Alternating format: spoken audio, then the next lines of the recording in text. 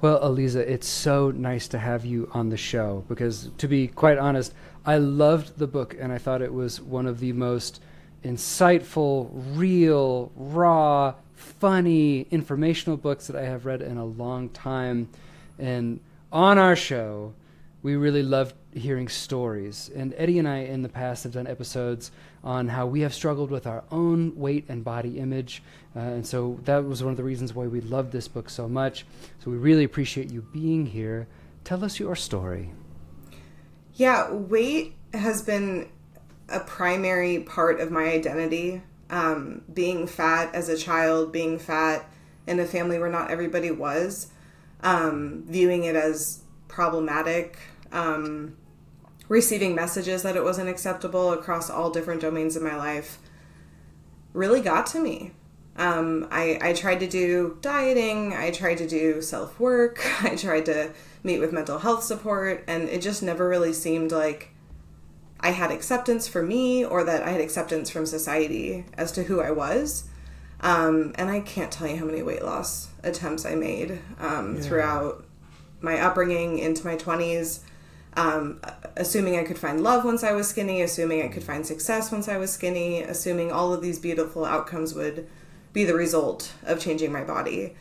And that happened for a long time, until finally I just was fed up with how much pain and kind of a lack of understanding from everyone around me, including myself, about what a healthy body image, what a healthy weight would be for me, and how much of a chance I had to even achieve that, whatever it was. So I feel like that's where my story is kind of in that pursuit to try to figure it out. And to be honest with you, I don't think I figured it out yet. I think it's an ongoing story. I think that the work I do with my patients today continues to write it. And I'm pretty humbled by it because I don't think there's one clear answer for everybody. So that's kind of where I'm at. Real. I love it. When I told Justin that I read this book, I don't even know where to start with it. I'll throw it in there. I don't want to get too sidetracked and be like, fuck, this was great and I love this, and we'll get there. But you talked about it a little bit. I think you mentioned it on your website and in the book too. I mean, just kind of like your journey to getting here, and I think we can assume from the book and your website that life experiences have kind of led to where you're at now as a psychologist. But can you fill in the gaps too of like what got us here, what got you to being a psychologist? I think I saw recently on your Instagram that you passed one of the exams too, so congratulations on that. But yeah, Thank you. walk us through the journey of becoming a psychologist. It's kind of exciting because this is the first interview I've participated in since becoming a psychologist. Let's So go. I'm feeling like, when I read that question, I'm like, yes, we're here. Yes, It's been a long time. It's been a lot of work. I think the main thing is through my own difficulty. I could never find a healthcare provider that provided the support that I needed. Like, they would provide eating disorder support or depression support, or here's a nutritionist to make you less fat, or here's a naturopath to try to address, your hormones, or to try to address, the food that you're choosing. I mean, I tried so many different types of providers, and I often felt fat shamed, but never really felt understood, or felt that I was able to do the work that I felt like I needed to do in order to understand me in my body, fat or less fat. So I decided to become what I was looking for, which is why I went through all the education I did in search of trying to figure out what that would require. And I think I got there, and I hope that's the type of support I provide to my clients today. Yeah. That's super cool. Would you consider, I know there's different tracks for psychologists. There's like forensic and child and adolescent. Would you consider yourself to be like a health psychologist? Do you feel like that word's okay to use with where you're kind of aiming with your work? What do you think? So they're very particular with when you can say health psychologist. So I can't actually claim that status yet. Yes. So I think that's going to be my next little venture. So I want to sit at this summit for a while, embrace being a psychologist finally. But I can see that being a pursuit to pursue the certification to be able to identify as a health psychologist. But I definitely do work in health. Most of the folks that I work with have concerns with weight, have struggled with weight most of their life, are pursuing weight management, whether that's GLP-1, surgery, diet, exercise, or some mixture of those. And I work with them to remind them to do the work internally, because a lot of them think they have but haven't. And so I think that's part of the health psychology that we're engaging in, if you will, as a psychologist with a health emphasis, as I always describe. I love it. Yeah, it's good. I mean, we try to teach as much as we can on the show too, through different episodes and different nuances. You know, we've talked about being an art therapist, right? There's specific things you have to do to be considered an art therapist. Yes. If you don't do those things, you can do therapeutic art making, but you're not an art therapist, right? So I think that's cool. I appreciate you explaining that. Justin, I'm going to jump to the next one, because this was one that just stood out, you know, in researching and getting ready for today's episode. There's an interview that you were doing, and I'm really bad at remembering celebrities' names, and I'm pretty sure this person was a celebrity that was doing the interviewing, but no disrespect to them, this is just my own fault. But they talked about this idea of they mentioned the F word, and I was like, oh, okay, fuck, that's, you know, the bad word, F word, whatever.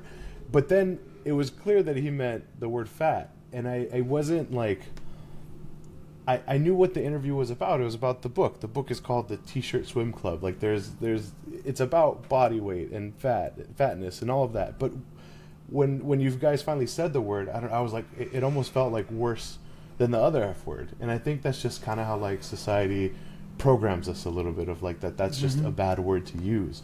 But I really appreciated how passionate you were in trying to reclaim the word. So can you talk a little more on just your thoughts of reclaiming the F word or reclaiming the word fat? I was so outraged that he said the F word, because I was so thrown off. I'm like, what are we talking about? And then in that interview, you actually see it click for me realizing that he's referencing fat. And then I had to get it together and realize that I had to educate this person, because fatness should not be a bad word. There should not be stigma against a descriptor. And my brother and I kind of mock at it through the book of these different chapters with different ways to describe fatness and all these different adjectives. But my brother and I, when we started writing this book, we use the word fat intentionally, frequently, kind of aggressively, to be able to reclaim it, because it is our word. It's one of many words, and it's not like we can hide from fatness. It's here in front of us. It's here today. It's here to stay, likely. And so I take it as my responsibility to be able to reclaim that power and to be able to identify as fat. I mean, gosh, for so many years, I tried to not show my fatness as if it was something a t-shirt could hide. When in reality, it's that is part of me. I'm a fat person. I'm also a fat and healthy person. I'm also a fat and brilliant person. I'm also a fat and kind person. And I'm fat and beautiful. And a lot of times when you're fat, you don't get to be those things. At least that's what the word or the stigma behind the word has taught us. So with my patients, I have support groups, I have individual therapy, and with them I try to say, own it. You know, it's okay. It doesn't mean that you're failing. It doesn't mean that you're excluded from society. It doesn't mean that you don't get to eat and enjoy that cake or eat and enjoy that pistachio or those almonds. It's okay. And I really want to encourage that and encourage myself. Again, I'm still writing that story for myself. So it's work. I mean, it's not going to happen overnight, but I'm definitely determined to make it happen. So, yeah. Yeah, the reclaiming the word fat really seems akin to the LGBTQIA2S+ reclaiming the word queer. Where at first you hear those words, and even reading the book, I was like, ooh, they're using that word a lot. I felt myself kind of internally wincing, even just reading the way you refer it. But over time, my reaction got less and less and less. And I was just thinking, that's the whole point. That's exactly what you and your brother Ian were trying to do with this. In your journey, we're all about shouting out people who have brought us to where we are in the show. Who have your biggest influences be? Who would you shout out right now who have helped you along the way, understand yourself, and help you get here in your career too? I mean, definitely my brother. Ian and I hysterically did not talk about our bodies or our fatness through it. It was as if we were keeping the secret from one another, even though we were both in the fatness side by side at those tables with our grandparents in those fat shaming moments, but we didn't want to talk about it. But since then, we've definitely grown a lot more comfortable with it. My mother, who we reference as Saint Sue in the book, has always, always, always encouraged me to assert myself. And I think I mentioned a few pretty important stories in our book where she really did encourage me to fight. And own my space and educate providers when they weren't being fair towards my weight. My husband has been like beyond accommodating of my career path and my pursuit. I mean, I am one fierce woman, professionally and personally, and he loves that and he supports that and lifts me up and never makes me feel bad about it, never questions my strange ambitions. I'm going to write a book. How's that sound? Like, I'm going to go get my doctorate. Is that cool? Like, can we move for like a year away from our life? Can we uproot? Is that cool with you? So it's been pretty remarkable to have such a supportive partner. And I'm super stoked now to have a child to try and implement everything that I've learned and understand and learn from what I did and what my experience was, and try to provide her with a different reality where she can use the word fat, where she can be proud of her body and her personality and herself without feeling shameful the way that I did. So I think those are probably the top runners that I would name. Cool. Yeah. Love it. You know, one thing that stood out throughout the whole book was just how many times you and Ian would mention, you know, in your if you haven't read the book yet, or if you're interested in reading the book, for any of the listeners, it's kind of split up into two sections, right? Like Ian is in the beginning and then you're the second half of the book. But it was really interesting how, while you guys had your two separate halves, you guys would kind of relate on similar topics or similar experiences. And for me, there was a lot of like light bulb moments of like, damn, so that's not just me, or like we're in this, like we're in the same boat. Like that was really normalizing for me to read that a bunch of times, and not just like one or two, but it felt like the whole book. So I guess my question is, going through that, like, what was the process like writing this book with your brother? Like, was it like you go first, I go second? Was it let's go kind of at the same time? Like, and I know for your half there was a lot of like references and like research and like a lot of, it was kind of like more like that academic side, but also like really easy to understand and digest, which I thought was really cool. But like, what was that process like? It was very messy.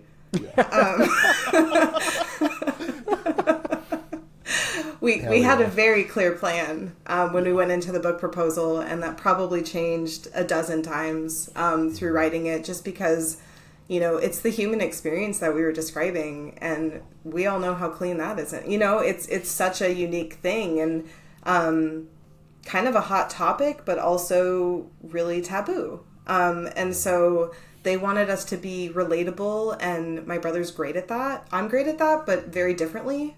He's an entertainer. He knows how to read the room and entertain to it. And I'm really good at one-on-one and advocacy. So we tried to take our specialties and put it into an organized piece. And I also sometimes recommend people read his chapter followed by my version of the chapter, if that makes sense. It makes a little bit more... There's a little bit more like linearity to it. There's more connection, because I kind of reference him as like a case study, if you will.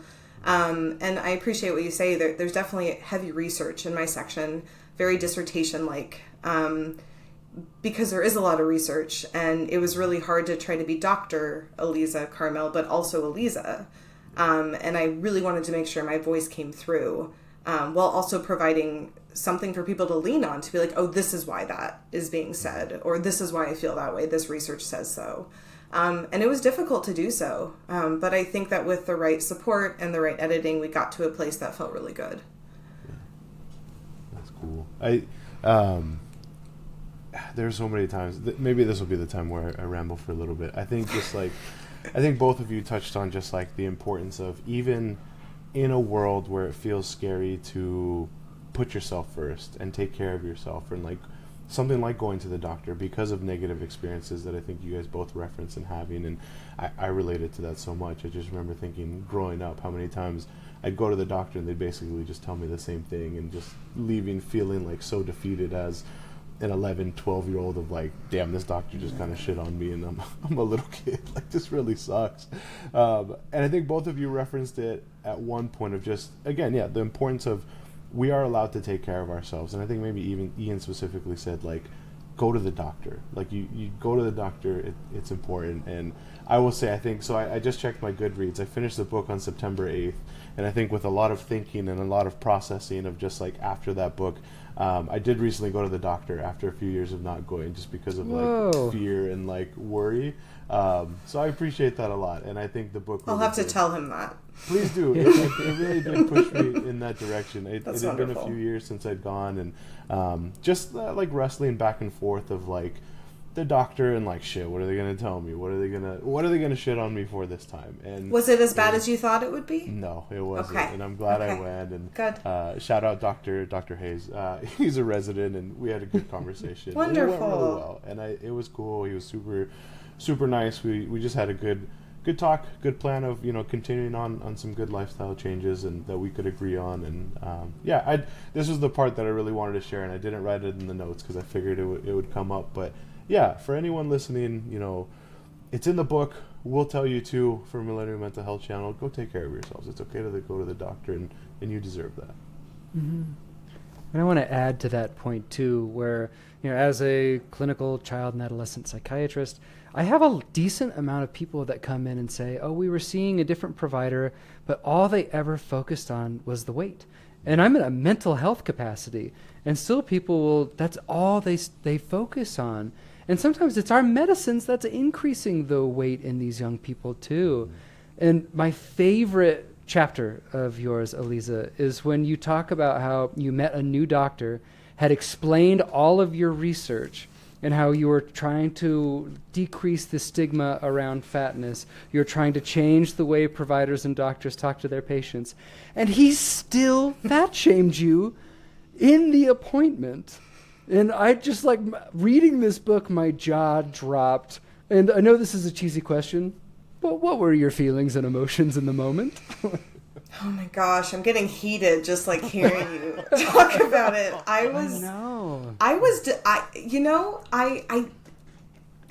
was fat shamed again, which silenced me.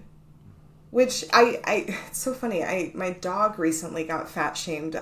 We went to the veterinarian and he had a yeast infection in his ear, and the veterinarian went straight to thinking that he had a weight problem and I went off on the veterinarian, just complete sympathetic nervous system overload, just what is wrong with and the veterinarian was like, well, how else would you like me to talk about it? And I couldn't even come up with an alternative in the moment. I was so angry and riled up and hurt and disappointed and surprised and all of these emotions at the same time. My husband asked me to leave. I did.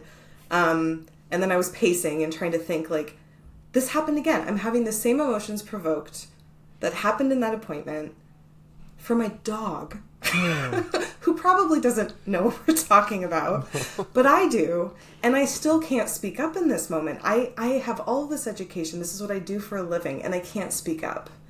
And I think that's what irritates me the most out of that, is that despite all of that, I can't speak up. I feel silenced. Yeah. And what about the people who don't have the education? Mm-hmm. Yeah. What about the people who don't have that advocacy personality or don't have that desire to change this weight-centric culture? What about those folks? Do they just receive it and okay, that's true, I am fat, or what have you? And so I guess that's what happens to me is I get in this rumination of distraught of this is a problem. This is a huge problem. And how do we fix that? How do we change these narratives, these agendas that come at innocent folks who are trying to just go to take care of their health? Mm-hmm. And I think that's a really hard question to answer, but I'm trying to work on it. So, yeah, I would think. Just your guys' book, this conversation. My hope is that we can kind of move in that direction, and I think the hard part is then we can get into the conversation of why does it need to fall on us to try to make that change and not other people to try to help us on that. But I think personally the book felt really impactful for me, so I appreciate that a lot.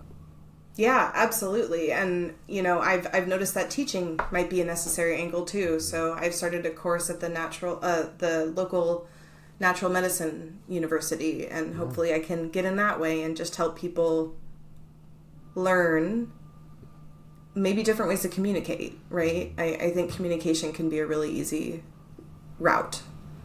Yeah. Your students are lucky. That's super cool. Yeah, absolutely. Your students are very lucky. Because it feels like in our society, we pride ourselves on how forward-thinking we are, how progressive we are, maybe about half the country. But there are these different groups of people that have their moments, and we're getting better, although we have progress on trans people, on gay rights, on people who are people of color.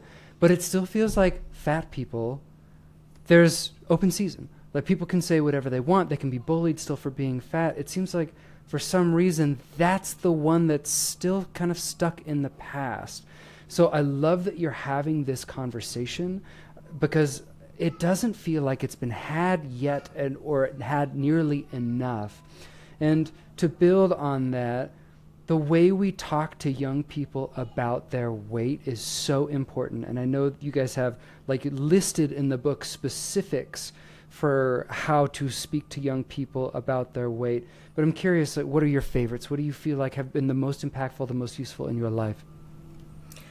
Well, first of all, how do we bring weight into the conversation? For me, all due respect to my family, it was brought in as you're overweight. Mm-hmm. And I was like, well, what's the other, what are my options here? And I had never been talked to about weight until I was told that I was doing it wrong.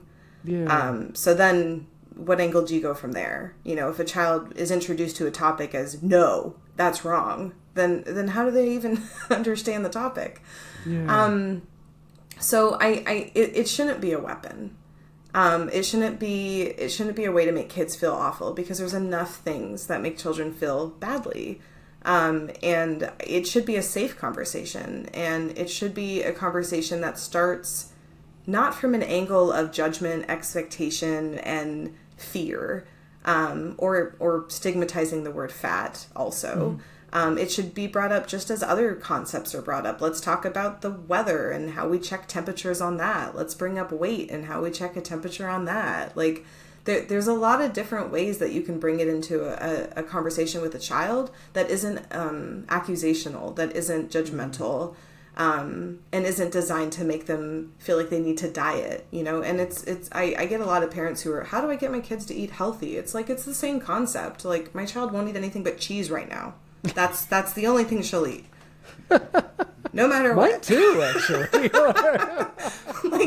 Okay, so what do I do? Do I get hung up on that and no, and here's broccoli? That's not going to work, Mm-hmm. So coming at it from an angle of curiosity, compassion, and connecting them with their body, I think, is really big. I mean, I didn't really know my body besides it was fat and that it was overweight, and those were the qualities I knew. So teaching them, all the parts of your body. There's a great book that I was reading to my daughter that I'm going to read to her every day of her life if I can. I Love All of Me. And it goes into every part of your body and how to be different in all the ways. And I think that's gorgeous. We need to have that. I didn't have that. So, what advice do I have for adults talking to kids about weight? Don't wait till it's a problem. Yeah. And talk to them about it neutrally. Because it's just another metric, and they should know that. So, yeah. Love it. Oh, it's so good. Ready? Cool.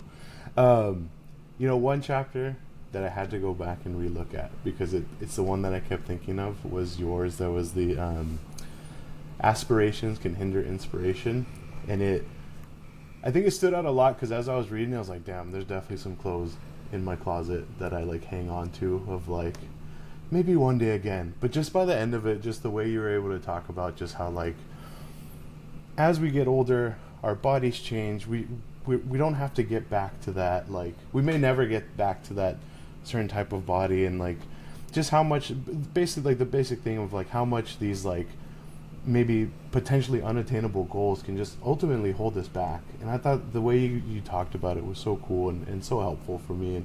And again, I was like, damn, I know exactly what clothes I'm kind of hanging on to. And it really made me think. And again, I think it really contributed to kind of decisions going forward that were helpful for me because of reading it. But I just wonder what thoughts you have about like the psychology around clothes and getting dressed. You touched on it a little bit in the chapter, but what do you think would be good for our listeners to hear?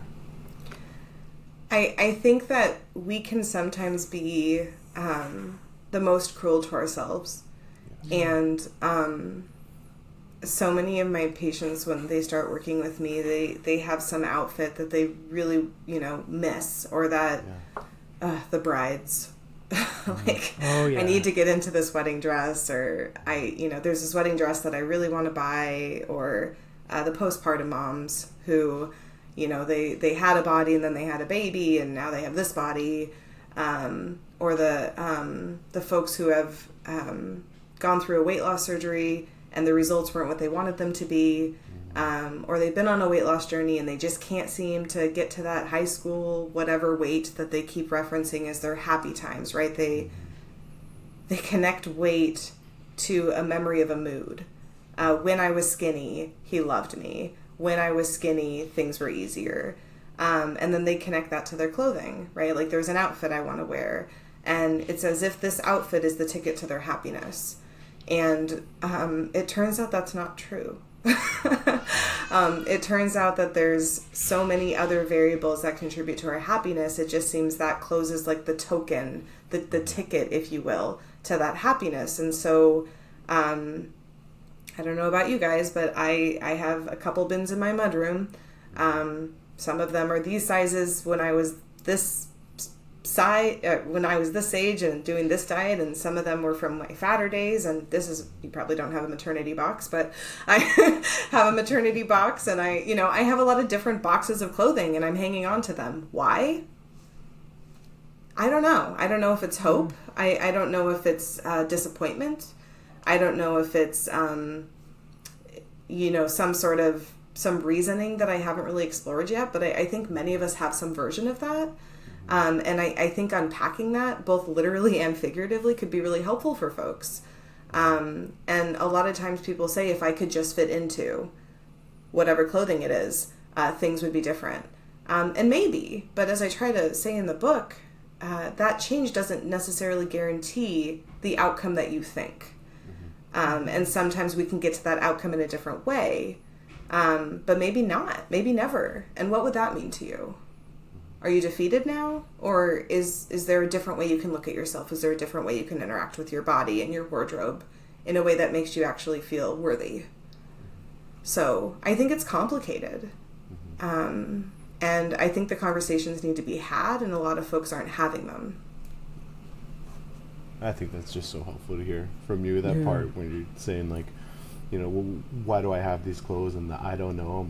Damn, I feel you on that. I think I've had that conversation with myself, and again, that chapter just stood out so much to me, and I appreciate it, and I appreciate the way you wrote about it.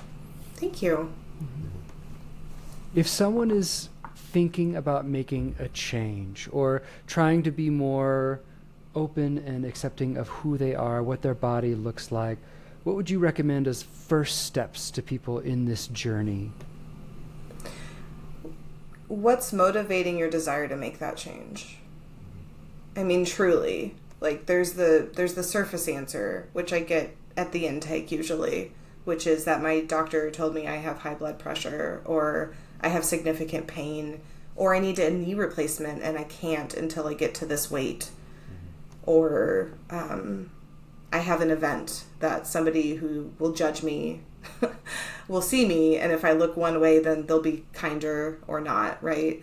But then when we get underneath that, I like to unpack people's weight stories, and when weight even became relevant to them, when they found out that who they were wasn't okay, what they looked like wasn't okay. Who told that to them? Was it a caregiver? Was it an important relationship, intimate relationship?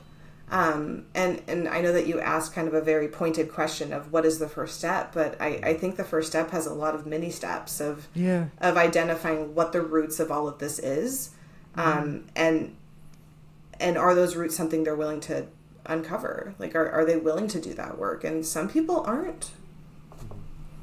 Some people aren't. Yeah, realistic. I got one more. Okay. And one of my favorite parts, and you mentioned this earlier, of the book, was that in between chapters, you guys discuss the different names that are often associated with people who are overweight. Like, for me, growing up, I was called Husky. And that was a part of the book where we talk about the word husky and using it for, and that hit so hard. You already mentioned that you were told that you were overweight when you were young, but what are the words that you remember that described you when you were a kid that still are there, that you still feel? So that's a good question. I was nailed with fat, but it wasn't kindly. Yeah. It was from this question came up in an earlier interview, but the first time I realized I was fat and that it was bad was when I was a cheerleader, doing junior cheer for a football team, and one of the football players called me fat in front of the entire football team, my cheer squad, and I was startled. I was shook. I was completely, my purity just left the building. I was like, oh, this is not okay. And then all of a sudden, everybody became judgment to me. So fatness was weaponized to me young. So whenever somebody called me fat, I felt that I was being attacked. And I think that's why it's so important to me now to help reclaim that word. Yeah. I remember when like Abercrombie and Fitch and Hollister came out with their clothing, and I tried so desperately to fit into them, and they didn't offer sizes that fit my body. And then Mervyn's and Target and Nordstrom started coming up with plus size. And then I was like, oh, maybe I can fit into that. And so I thought plus size was hope. But then also that was weaponized. So I think those were the two descriptors that were part of my awareness and the ones that I used. But again, I tried to hide from both of them. Yeah. And I think a lot of people do. Man, Mervyn's is a throwback. I haven't heard that in a while. Grew up in Beaverton, Yeah, 185th. You say Mervyn's, and I almost feel like I go back to my, like, I can think of the Mervyn's that we went to, you know, where I grew up in the Bay Area, and, like, I think, making me think of, like, the first time I'm trying to remember that, like, I no longer wore, like, the kid size. I had to just go to, like, a smaller adult size, and just, like, that was significant. And I think coupled with some negative doctor's appointments for years at the same, you know, all years and years, like, that was pretty tough. I think of how much, like, thankfully, and I know Ian talked about it too, but just, like, playing football, I think, was really helpful, because it was one of those things where it was like I was rewarded for being bigger, essentially, and I was rewarded for that, and that was, like, kind of the only time that happened. So, like, from, you know, 7th grade when I started playing whatever through when I finished in college, like, that time was like Eddie big, good, like, that's a good thing. But then after that, no more good, like, not a good thing. And I think I mean, that's why I entered rugby. Yeah. Yeah. And I remember having a conversation with my brother in a pool wearing t-shirts at some point in our youth, where I was feeling so fat and so rejected. And he's like, screw cheerleading. Like, go to the field. You have it. Use it. So I joined the rugby team, and it was the first time my body felt like it was acceptable and encouraged and, like, appreciated. So I feel you on that. Like, football, good. Okay, yes. The hard part was only being 5'8" and a defensive lineman. Like, not gonna work. The football dream was ending at some point. Like, it was never. And I knew that after I was like a sophomore. I was like, I'm not getting any taller. This is gonna be over soonish. So that's funny. The height ended it for you. I couldn't keep up with the drinking that was required of the rugby playing. It was just heard. Whoa. Those rugby people party. Ooh. I could not keep up. I couldn't. What is it about that sport that just attracts people, like, out of the party? cleat too? No, like, oh yeah. That's where I draw the line. Not into it. No. Oh.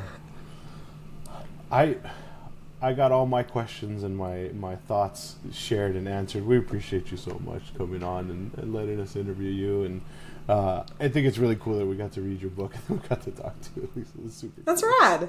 Yeah. Mm-hmm. Thanks for reading the book. We're fanboying a little bit over being able to get to meet you. Because honestly, it was one of the best books I've read in recent memory. Because it was just so real. And Ian's hilarious. And you brought so much perspective. Because we haven't mentioned it yet, but Ian used to be a writer on the Late Late Show with James Corden. And he's done a lot of stand-up comedy. And so it's just... It has everything. You guys are a great 1-2 punch. You guys are very different from each other. But it adds such a depth to the book that it was a joy to read, truly. Thank you. It was a dream to write it. I mean, it was really cool to write next to my brother, to do something together, something that we have so much passion about.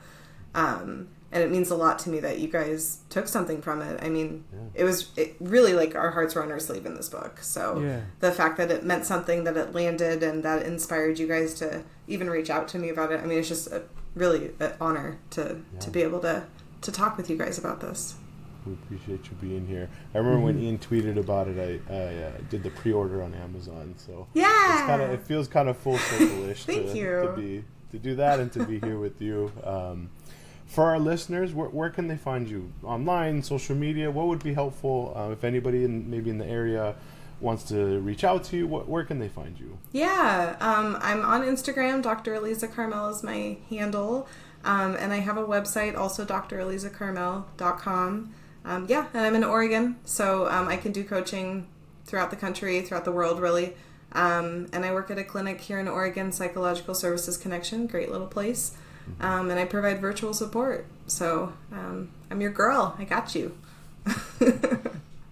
Cool. And I might even be sending some people your way. So if you ever see, like, who in Wyoming is trying to get a hold of me? That's me. That's my patient. Okay. I got it. Thank you. I appreciate that.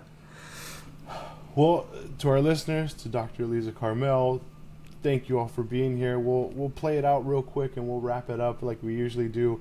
For those listening, you know the deal. Apple Podcast, Spotify, feel free to leave us a review. You can leave us a comment that we'll read later. On social media at MillennialMHC and at our website, millennialmhc.com. Thank you again to Dr. Alisa Karmel. Thank you all for listening. Thank you all for just being here. And remember to take care of y'all mentals.